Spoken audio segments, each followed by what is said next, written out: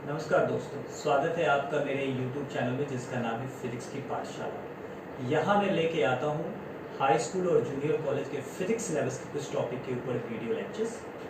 आज का हमारा टॉपिक है motion of a particle on horizontal bank road. दोस्तों, इससे पहले कि मैं अपना वीडियो लेक्चर स्टार्ट करूँ, आपसे ये रिक्वेस्ट है कि नीचे सब्सक्राइब और नोटिफिकेशन का बेल बटन ज़रूर दबाएं ताकि मैं आपके लिए और भी अच्छे अच्छे वीडियो लेक्चर्स ला सकूँ।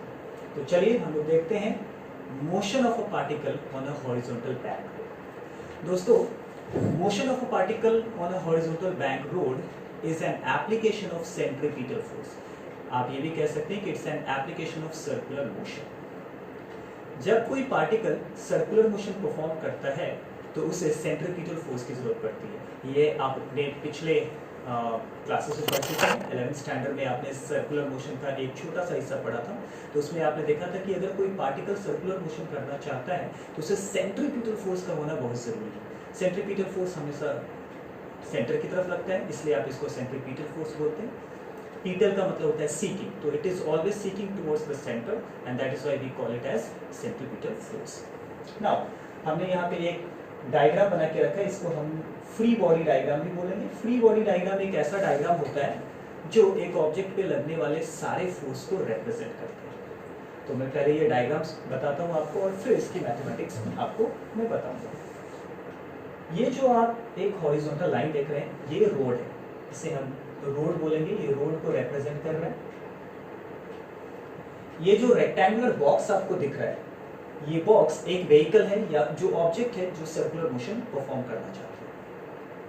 यहाँ पे मैंने एक एरो एंटी क्लॉकवाइज में कर्व दिखाया है। एंटी क्लॉकवाइज में कर्व दिखाया, कहने का मतलब ये एंटी क्लॉकवाइज डायरेक्शन में सर्कुलर मोशन परफॉर्म करेगा। आप इसे क्लॉकवाइज डायरेक्शन में भी दिखा सकते हैं, लेकिन जनरली आप किसी भी टेक्स्ट बुक में देखेंगे, किसी भी बुक में आप देखेंगे तो कन्वेंशनली वो एंटी क्लॉकवाइज में ही हम कंसिडर करते हैं। काफ़ी कन्वीनियंट होता है। ऐसा कुछ हार्ड एंड फास्ट नहीं कि आप उसको राइट हैंड साइड में नहीं ले सकते हैं, क्लॉकवाइज डायरेक्शन में नहीं ले सकते हैं। मैंने इसको एंटी क्लॉकवाइज डायरेक्शन में रिप्रेजेंट किया है क्योंकि आपके टेक्स्ट बुक में भी कुछ ऐसा ही आपको देखने को मिलेगा। नाउ अब हम देखते हैं कि इसके ऊपर कौन कौन से फोर्स एक्ट हो रहे हैं। तो सबसे पहले हमको पता है कि जब कोई ऑब्जेक्ट सरफेस पे खड़ा होता है तो उसका बॉडी वेट हमेशा नीचे की तरफ होता है। तो मैंने यहाँ एक बॉडी वेट mg नीचे की तरफ रिप्रेजेंट करके आपको दिखाया है। ये हमेशा अर्थ के सेंटर की तरफ लगता है, चाहे बॉडी कैसे भी खड़ी हो, उसका बॉडी वेट हमेशा नीचे की तरफ लगेगा। इसके साथ ही हमने 11th स्टैंडर्ड में पढ़ा था कि जब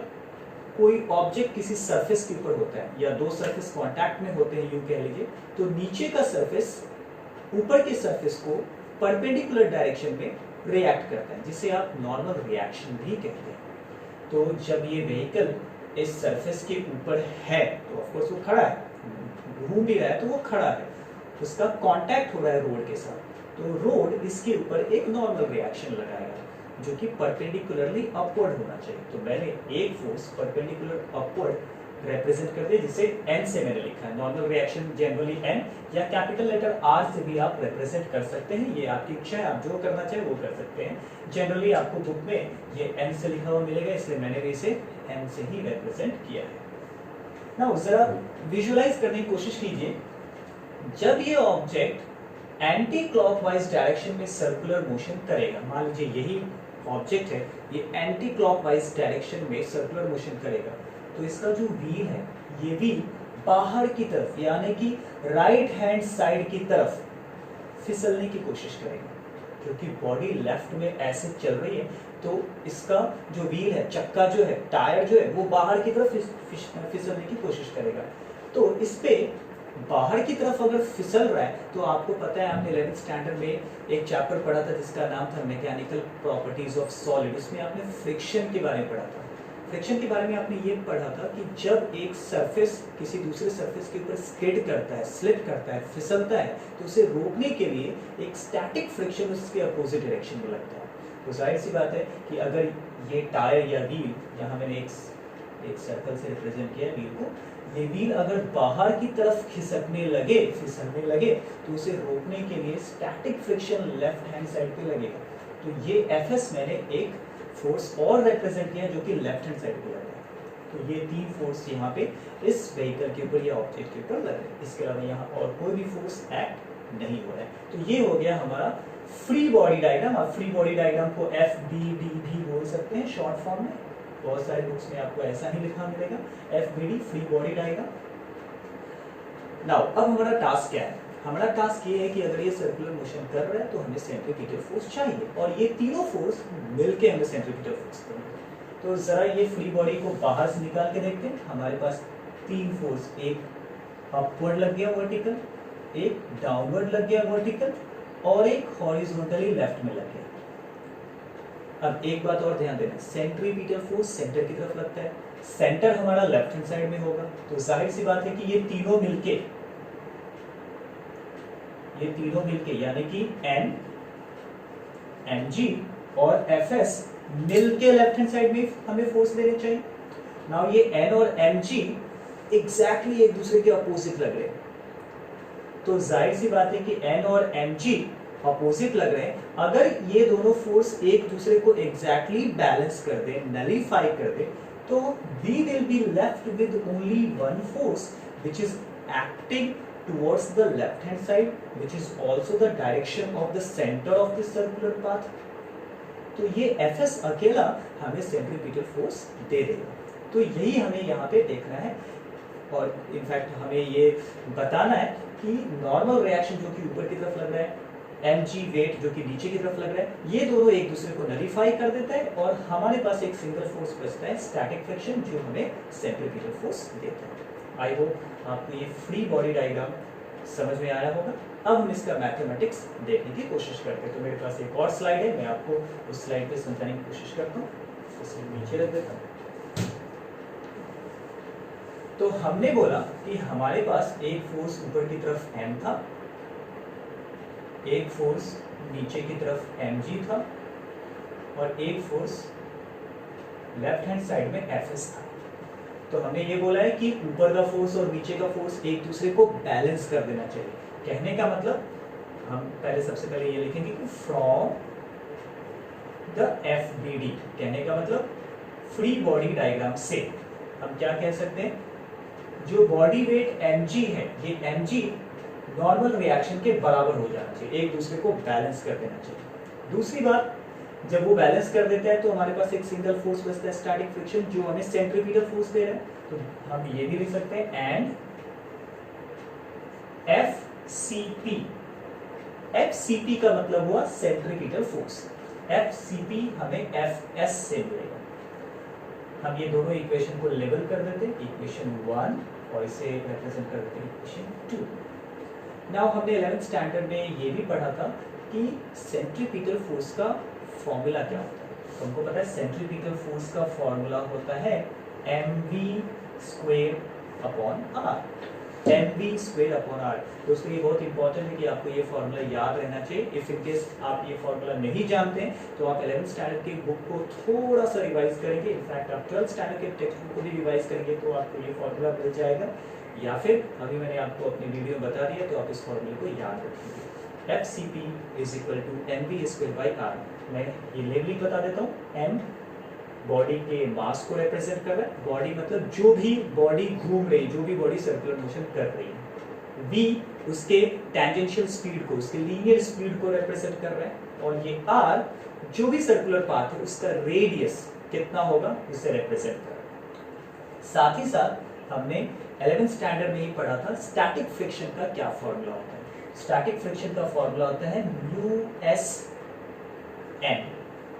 μSn, जहां μs दोनों सरफेस के बीच लग रहे फ्रिक्शन के कोफिशिएंट को दर्शाता है। Means it is the coefficient of static friction acting between the two surface. ये आपको बताता है कि दो सरफेस के बीच में फ्रिक्शन का लेवल क्या होगा, डिग्री क्या होगा। So this is called as coefficient of static friction. It depends upon कि दोनों सरफेस कैसे हैं, दोनों सरफेस के नेचर के ऊपर डिपेंड करता है। और n एक बार फिर से नॉर्मल रिएक्शन है, तो बजाय इस इक्वेशन को जो हमने इक्वेशन 2 कंसीडर किया, हम ये इक्वेशन 2 के तौर पे कंसीडर कर लेते हैं। अब हम क्या करेंगे, हमें वेलोसिटी निकालनी है, तो बाकी सारी चीजों से हमको छुटकारा पाना होगा। तो उसके लिए हम क्या करते हैं, इक्वेशन 2 को इक्वेशन 1 से डिवाइड कर देते हैं। इक्वेशन 2 को हमने डिवाइड कर दिया इक्वेशन 1 से। तो लेफ्ट हैंड साइड में देखिए इक्वेशन 2 में हमारे पास mv²/r है, उसको अगर हमने डिवाइड कर दिया mg से तो जाहिर सी बात है ये m और m कैंसिल हो जाएंगे, तो हमारे पास क्या टर्म बचेगा v²/r और यहाँ का डिनोमिनेटर g बच जाएगा, तो v²/rg। ये सिंपल मैथमेटिक्स है जो आप काफ़ी अवेयर हैं। 12th स्टैंडर्ड में आ जाने के बाद ये मैथमेटिक्स आपके लिए काफ़ी आसान हो जाता है। तो आप यहाँ पे लिख सकते हैं m तो कैंसिल हो चुका है, तो हमारे पास है v² यहाँ का r बचेगा और पहले वाले इक्वेशन का g बचेगा। राइट हैंड साइड पे जब आप इक्वेशन 2 को इक्वेशन 1 से डिवाइड करते हैं तो दोनों इक्वेशन में n और m है, तो नॉर्मल रिएक्शन कैंसिल हो जाने के बाद आपके पास सिर्फ μs बचता है। आपको वेलोसिटी का टर्म चाहिए होता है, तो आप वेलोसिटी का टर्म अपने पास अकेला छोड़ते हैं और rg को आप राइट हैंड साइड में ले जाएंगे तो आपको मिलेगा μsrg। आई होप आपको ये बोर्ड दिख रहा है। तो v² μsrg।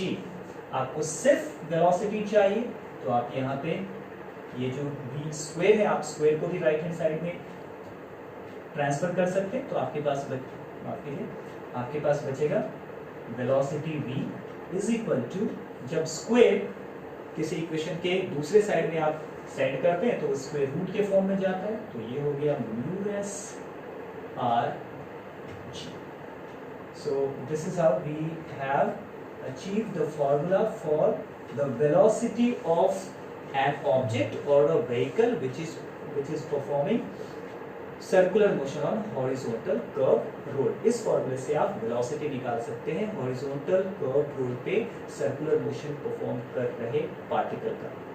अब यहाँ ध्यान देने वाली बात यह है कि इस फॉर्मूले के राइट हैंड साइड को अगर आप गौर से देखें तो वहां पे तीन टर्म है μs, r और g।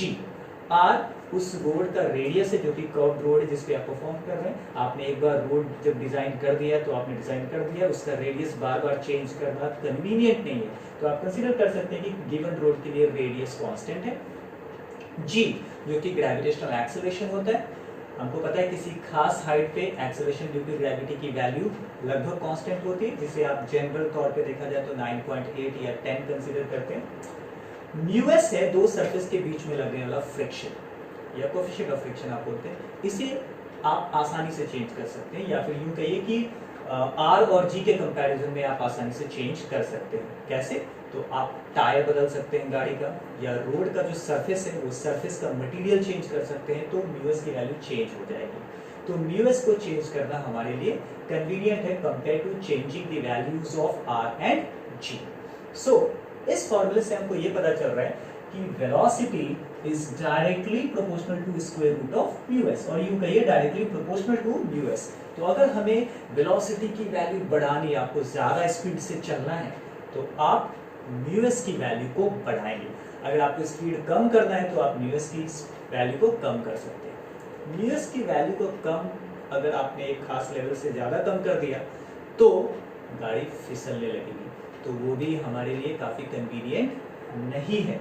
और अगर आपने μs की वैल्यू को बहुत ज्यादा बढ़ा दिया तो फ्रिक्शन काफी ज्यादा बढ़ जाएगा, और फ्रिक्शन ज्यादा बढ़ने से हीट एनर्जी जनरेट होता है which can cause damage to the tyre और damage to the object which is performing circular motion. तो μs की वैल्यू को बहुत ज्यादा ना बढ़ा सकते हैं, ना ही बहुत ज्यादा कम कर सकते हैं, एक मॉडरेट वैल्यू रखना होता है। But within that limit if you want to achieve some kind of velocity, some desired value of velocity, you should be changing the value of μs। I hope आपको horizontal curve road के ऊपर object का कैसा motion होता है ये topic clear हुआ होगा with the help of free body diagram and mathematics। अगर आपको ये वीडियो समझ में आया और अच्छा लगा तो आप ज़रूर सब्सक्राइब करें और नोटिफिकेशन का बटन ज़रूर दबाएं। साथ ही साथ आप कमेंट बॉक्स में ये भी लिखिए कि ये लेक्चर कैसा था, इस लेक्चर में आपको कोई बात समझ में आई या नहीं समझ में आई, कुछ ऐड ऑन करना चाहते हैं तो आप वो भी ऐड कर सकते हैं। अगर आपके दिमाग में या आपके चॉइस की कोई ऐसी टॉपिक है जिसके ऊपर आप चाहते हैं कि मैं नया वीडियो लेक्चर दूँ तो आप वो भी लिख सकते हैं। तो I hope with this I am very very clear to you. तो इसके साथ हम फिजिक्स की पाठशाला की ये सभा यहीं समाप्त करते हैं। आपसे एक बार फिर से मुलाकात होगी हमारे दूसरे लेक्चर में। तब तक के लिए हंसते रहिए, मुन्नाते रहिए, खुश रहिए। Thank you.